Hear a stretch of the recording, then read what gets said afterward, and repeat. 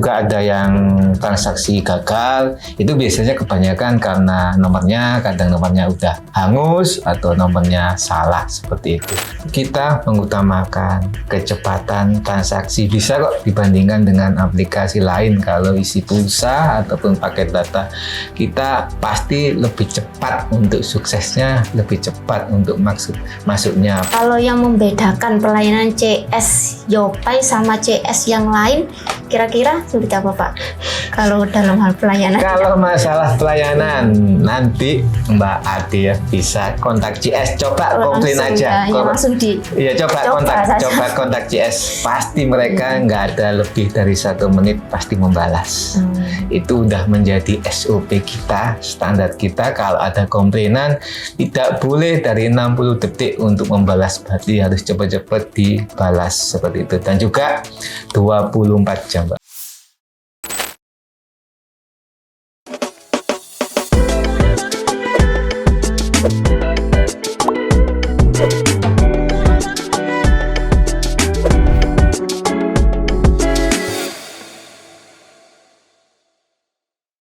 Halo Sobat Yopai, kembali lagi nih kita ke konten yang paling ditunggu-tunggu, apalagi kalau bukan Yo Ngobrol. Nah, kali ini kita akan membahas tentang aplikasi Yopai. Tapi di sini saya tidak sendirian loh, saya ditemani langsung oleh foundernya Yopai aplikasi, yaitu Pak Rendra. Halo, halo. Gimana kabarnya Pak hari ini, Pak? Alhamdulillah masih dalam keadaan sehat walafiat. Amin. Kalau kesibukannya Pak? Kesibukannya? Iya. Ya paling ya apa ya, kesibukannya sekarang mungkin dari pagi ke kantor, habis itu ngatur dan manajemen anak-anak kantor, habis itu ya udah selesai pulang sama keluarga.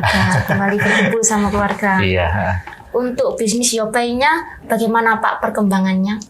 Sampai bulan ini, bulan November 2022, alhamdulillah semakin ada kenaikan jumlah transaksinya, jumlah membernya juga semakin naik dari yang kemarin.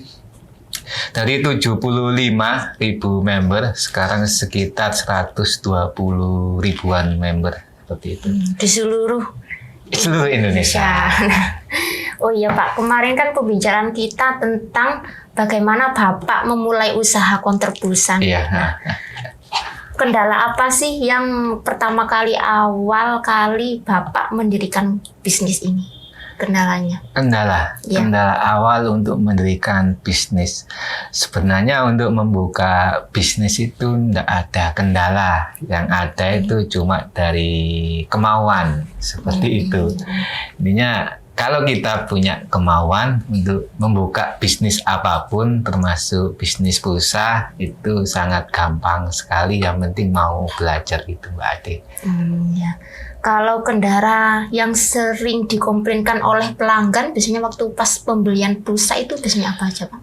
Yang sering dikomplainkan pelanggan itu biasanya pelanggan itu kebanyakan salah deposit.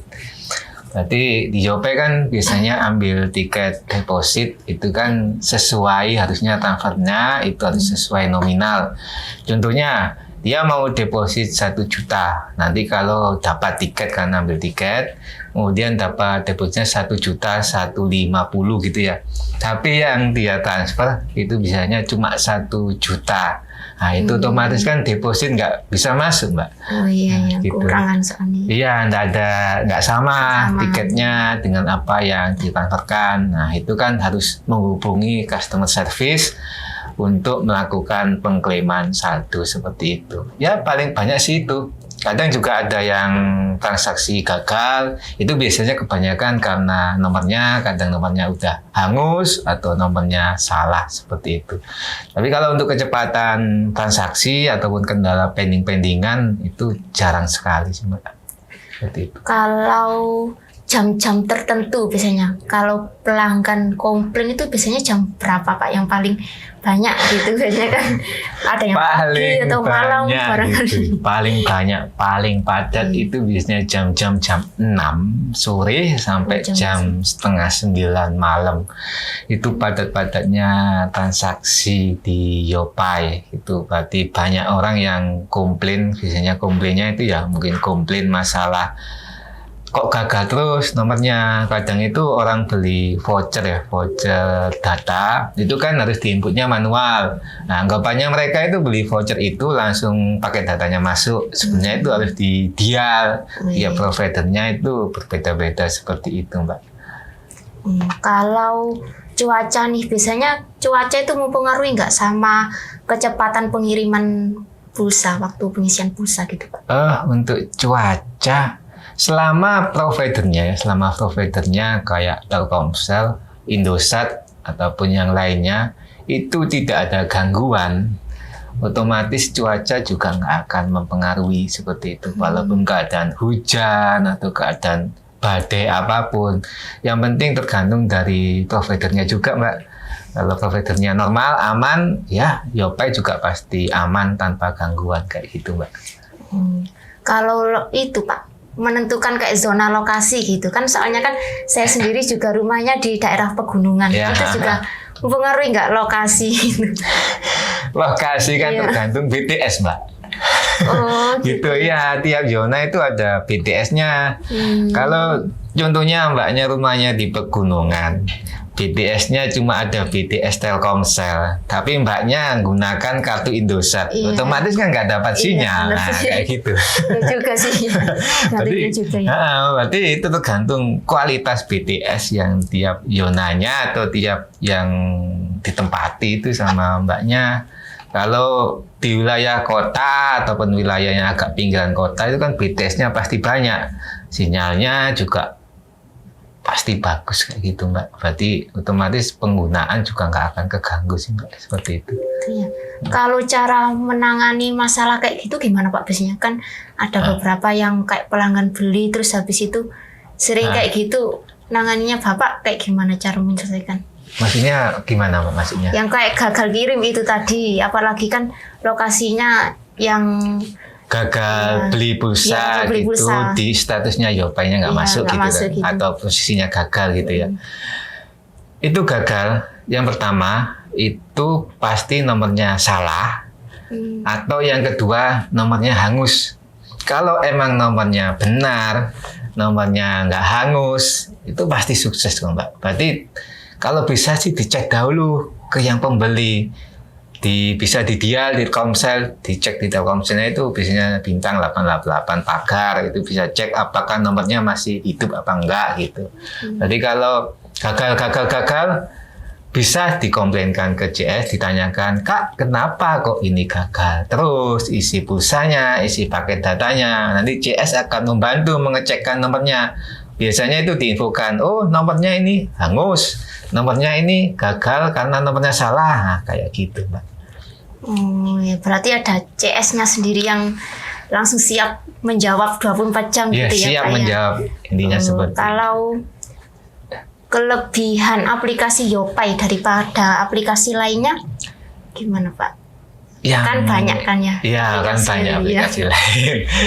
Kelebihannya sama dengan tagline-nya, Yopai pasti tetikan. Itu intinya kita mengutamakan kecepatan transaksi, bisa kok dibandingkan dengan aplikasi lain. Kalau isi pulsa ataupun paket data, kita pasti lebih cepat untuk suksesnya, lebih cepat untuk masuknya pulsa ataupun paket data ataupun voucher game. Berarti itu sebagai slogan kita dan juga kita terapkan di aplikasi sehingga bisa memaksimalkan kenyamanan konsumen biar merasa lega dalam pengisian pulsa kayak gitu. Berarti dia konsumen itu nggak akan bingung, Mbak, isi pulsa 10 menit nggak masuk-masuk, statusnya gimana kan kadang gitu. Nah, di Yopai nggak akan seperti itu.